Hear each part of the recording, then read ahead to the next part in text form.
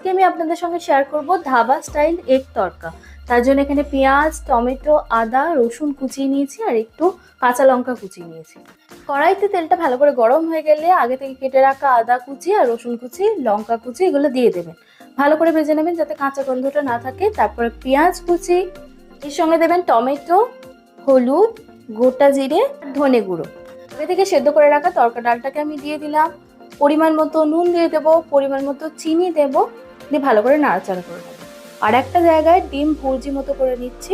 আমি কিছুটা পরিমাণে ঘি নিচ্ছি, কেটে রাখা রসুনগুলো দিয়ে দেবো আর একটু মেথি পাতা দিয়ে দেবো।